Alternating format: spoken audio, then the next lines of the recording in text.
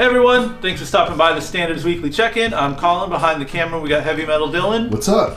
Today we're going to be getting into some staff picks, flipping through some new arrivals and recently priced records, and addressing the viewer questions at the end of the video. As always, see anything you like, you can DM us on Instagram, give the shop a ring, or just cruise by. We're open 11 to 8, 7 days a week. Without further ado, Dylan, why don't you tell the people what you're listening to? Alright, hey, when I see a new record that comes out, I like to listen to it. This is Doomsday, Depictions of Chaos. I believe they're a Bay Area band. Very Sepultura, very hardcore adjacent thrash. Yeah. It's a really nice listen. I enjoy it a lot. Only 5 songs, one side. But it is very relaxing, very mood setting. Yeah. So if what I just said didn't sell you, then I don't know. Well, I haven't had the chance to spin that one yet, but it looks pretty all right. Yeah, it's pretty good. You listening to new records? I got some old ones. This guy's back as the Bad Brains catalog kind of rolls out. We're of course getting them title by title. This is the newest one. This is one of 2 live '80s records they did. And I mean, the track list kind of speaks for itself on there. If you're not familiar with this one, sure, it's a live record. I know live records aren't the most exciting, at least for hardcore bands and whatnot. But geez, if there's ever an exception, that's it. Definitely one worth listening to. And of course, always happy to have as much of the Bad Brains catalog as I can in the shop. Ready to look through some records? Sure. Let's do it. We can answer a question while we flip. Sure. All right, well, Greg Hicks is asking if any decade surpasses the 70s for a number of sheer guitar gods. I do when I associate the guitar god, it is the 70s I think about. Even if a lot of them, like Jimmy Page or something, really had their roots in the 60s. Yeah. Rory Gallagher, that's always my go-to. Mm-hmm. But the 70s is obviously where they flourished. Yeah. I'm a very orthodox man in my guitar gods. I like the straightforward ones. What do you got that's outside of that realm? See, that's where I have a blind spot. I don't know. What's the guy from Journey doing? That guy's cool. I guess the 80s had too much tech. Yeah. And the 90s people got too cool to be guitar guys, you know. That's true. No, we got into metal. Oh, I forget. There's there is a true shred underground. Yeah. The guitar guys just got straight into metal playing. Metal. Classical shred guitar, like Yngwie started in the 80s, but then it's just no. Yeah. We're going more. Yes. We're going harder. Yes. And then it's just a bunch of guys you do not know the name of putting out CDs. Yeah. And that's fucking cool. There's, again, you need a level of recognition. You need to be on stage. You need to be packing auditoriums, arenas. Mm-hmm. You need to have those crazy sales numbers. So even if there's better guitar players in different, decades, to have that level of guitar god quality, Yeah. It's all 70s. Who's the guitarist for Carole King? Does that count? You're talking Laurel Canyon there. A lot of people involved in the crafting of that kind of stuff. Yeah. I know who's my guitar god of the singer-songwriter community? Yeah. Neil Young. Yeah, no, you're not wrong. That guy's got that's unsung. I think when you can write songs and lyrics and sing, you don't need to be such a wild dickhead. Which I guess would bring us to my opinion, the guitar god of the 80s, Prince. Oh yeah. Yeah. I mean, that's shredding. Obviously starts in the 70s, but again, Page starts in the 60s, but we're picks up it in the 70s. Yeah. Or Prince picks up in the 80s. You got to give credit to Slash. I don't think he was playing anything that other people hadn't done before him, but that's an iconic figure. We're talking 80s. That's true.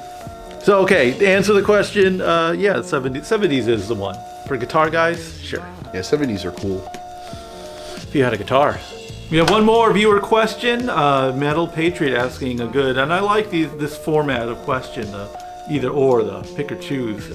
He's asking Missing Persons or Blondie, both powerful female-fronted rock bands from, I guess, Blondie more so the 70s and 80s, but Missing Persons is a strictly 80s group, essentially, in terms of prime material, right? This is an interesting question to ask, as I recently have revisited the Blondie catalog as an adult, paying close attention to it, not just playing whatever records pass through the store.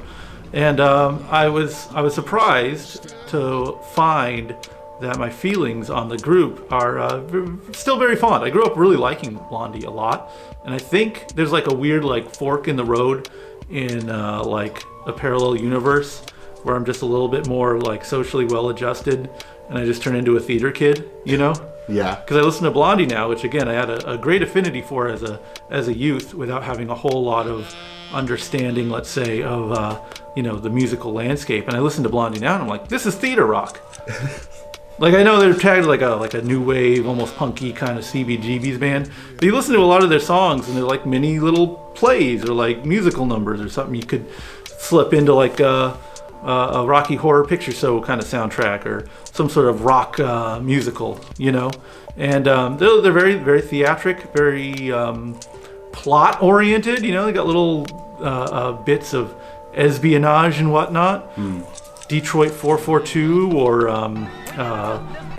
Kung Fu Girls. You know, these are songs that have little worlds compacted into themselves. And I really appreciated that at this point, to be able to have all of that kind of approach to storytelling, while also having snappy, catchy little new wave tunes.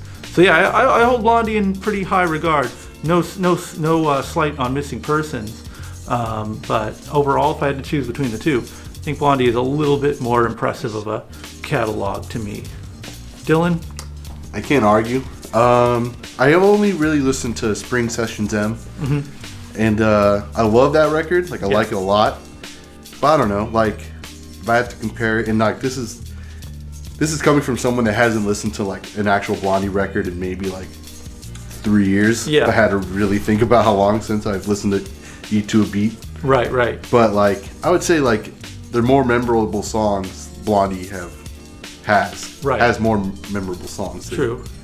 Like, no slight on what are Wordsworth or yeah. Walking in LA, Missing Persons. Yeah. Like nothing against those songs or Right. anything, but like I don't know, like it's more digestible and it's like for the, I guess, that era. If you really think about it, it's like okay, like Blondie was doing something different. It's very New York, I guess. Don't forget the inventor of hip hop, Debbie Harry. Oh, that's true. She invented hip hop. Yeah. She grabbed a guy and said, "Hey, here's your verse," and like he made him sing it the way he did, and then Right. she did it the way she did. Is the guy from the Cars in Blondie? No, but totally crazy. I'm gonna get my card pulled for this one. No, Clem Burke was in Blondie, and he played in the Ramones for a bit. But yeah, I guess they didn't really do a lot outside of that band once they disbanded. But either way, that's my take. Yeah. All right. I don't know what you. I don't know. I don't know. Blondie's better. Jeez, just come out and say it. You don't have any Terry Bozzio love? You're obligated to slip in as a drum master. Nah, fuck Terry Bozzio. He has too many drums. You know, he's in what? He was in the UK. He was in the UK. He was in Zappa, Korn. Oh yeah. See. All right, that settles it. Hard to glass, baby. If you have any questions you would like to see answered, leave a comment in the YouTube comment section and we will address it in next week's video. Thanks for watching, everyone. Peace.